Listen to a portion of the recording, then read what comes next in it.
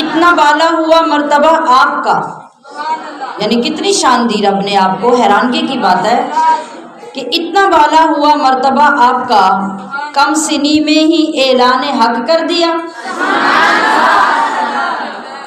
آپ کتنے اعلیٰ درجے پہ فائز ہیں. 10 سال کی عمر تھی، 10 سال کی. آپ نے گھروں میں چیک کرنا اپنے بچوں کو، 10 سال کے بچے کیا کہہ سکتے ہیں، کیا بول سکتے ہیں اور کیا کر سکتے ہیں.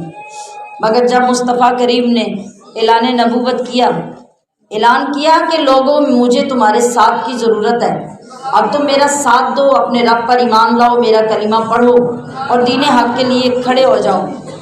تو آپ کے اپنے خاندان کے لوگ کوئی گالیاں دے کے چلے گئے، کوئی برا بھلا کہہ کے چلے گئے، لوگ اٹھ کے جانے لگے، سب جگہ خالی ہو گئی.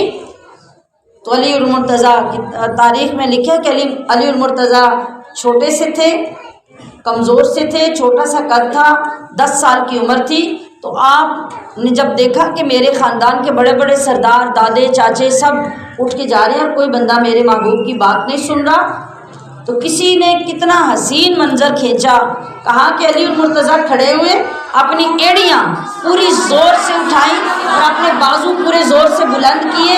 کہا یا رسول اللہ، کوئی آپ کے ساتھ چلے نہ چلے، علی آپ کے ساتھ ہے. یہ کس عمر کے لفظ ہیں؟ 10 سال کی عمر. اور طلب یہ بات ہے کہ 10 سال کی عمر میں یہ فیضان یہ ملا بھی مصطفیٰ کے در سے ہی تھا، کیونکہ آپ کی پرورش تو حضور کے گھر میں ہو رہی تھی.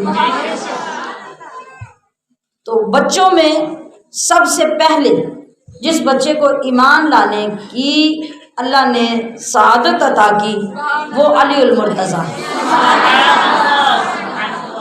اور ایمان کیسے لائے؟ جب آپ نے اعلان کیا اور اپنے انداز سے آپ گھر میں آ کے نماز ادا کرنے لگے.